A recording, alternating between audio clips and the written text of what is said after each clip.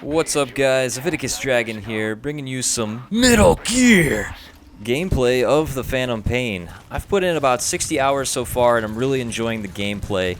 I would have to say that the story itself is on the weaker side.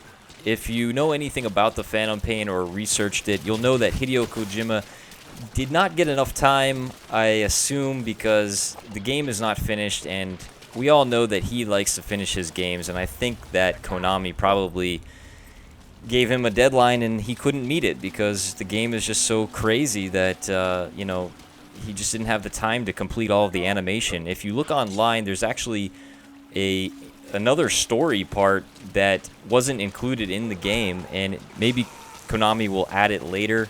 Probably doubt that, but you know, you can tell that he did not finish the game the way he wanted to, and that kind of sucks. But the gameplay itself, from researching all of the weapons to adding upgrades to your helicopter to all of your buddies that you can get to help you out on the missions, is fantastic. I mean, I really like the research part, because researching new weapons and utilizing those and trying to see how they all work in the field is really cool.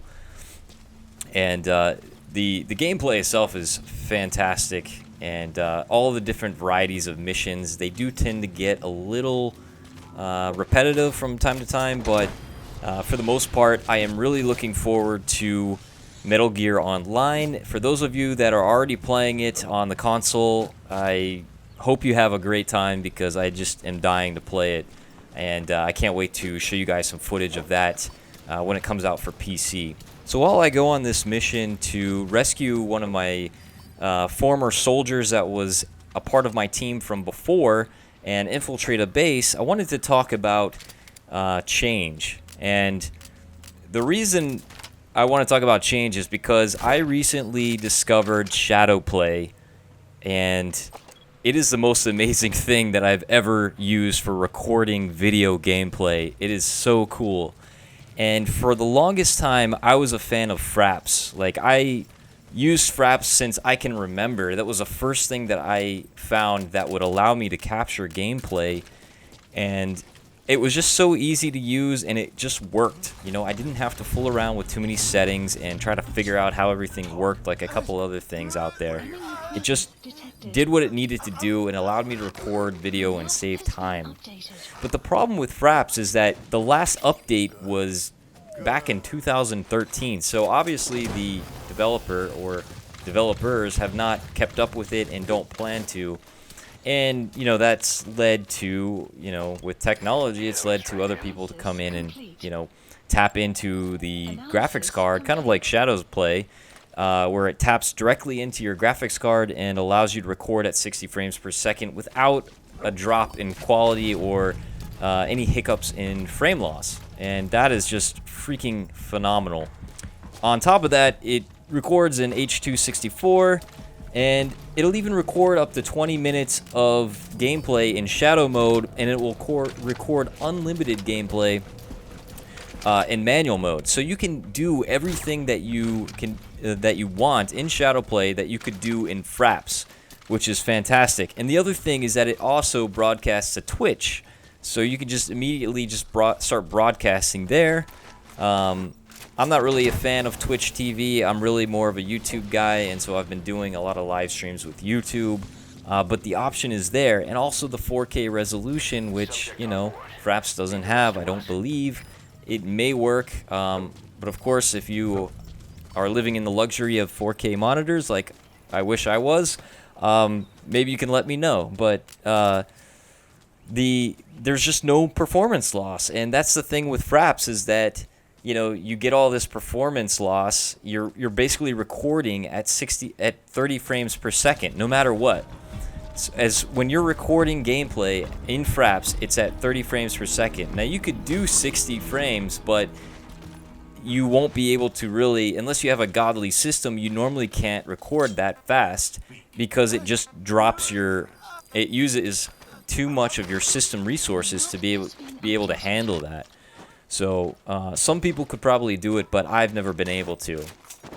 And so that kind of led me into this thing of change. You know, I started out using one thing, and then, you know, you get stuck in your ways over the last, you know, I've used it for almost 10 years. I've used Fraps, and you know, you get stuck in one way, and you don't want to see other ways of doing things. You don't want to, you know, you don't want to do any change. Like, you don't want to change what you use. You have your programs, and that's it. And I think a lot of people are like that.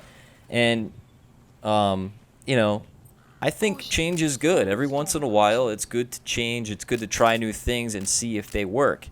One of the other things about Shadowplay is that you need to have a compatible graphics card for first off. So if you have a Radeon graphics card, it's not going to work. You have to have NVIDIA, but you also have to have a certain kind of, you know, a later model GTX 970 or 770, something around there. There's a list of specs on which graphics cards it works for. So if you have an NVIDIA graphics card and you aren't using Shadowplay, I would definitely check it out on their website and utilize it through GeForce Experience. If you're not sure what GeForce Experience is, it's basically a program that you can install, which will basically automatically configure all of your graphics settings for the games that you're using, so you don't really have to do anything.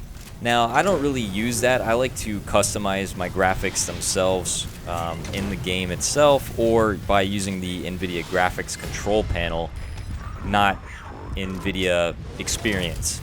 But there's a lot of cool things that Experience can do. It will automatically tell you when there's a new driver, which I like because it'll automatically just download it and install it for you when you want it to. And that way you keep up to date with the latest drivers. You don't have to check nvidia.com and then find the driver and then, you know, so forth. So, you know, if you're like me and you're kind of anal about the programs that you have installed on your computer, you know, I try to minimize everything that I don't like running when I'm playing games, because, you know, it just takes up resources. But, you know, if you're like that, then it really doesn't take up a lot of space. So that's kind of why I tolerate having GeForce Experience. I know the first couple of times I was using it, whenever I would update my graphics card drivers, I would skip the GeForce Experience part because it gave you an option if you wanted to install it. And I was like, hell no, I don't want this shit. But, you know, that's another example of change. You know, one day I said, okay, you know what? Let's just install it, see what it does. And I'm thankful that I did.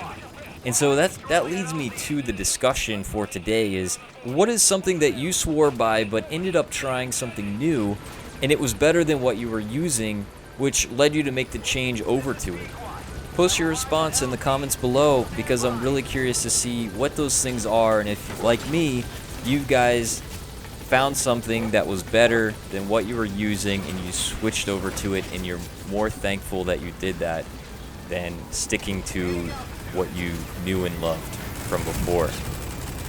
We've got an intense fight with another helicopter, which doesn't happen too often in Metal Gear, but when it does, things like this can happen, and it's so cool to see. We destroyed this other helicopter and it barely hits us right at the end. That's just a perfect way to end the mission and to end the video. Thanks guys for watching, and until next time, take care.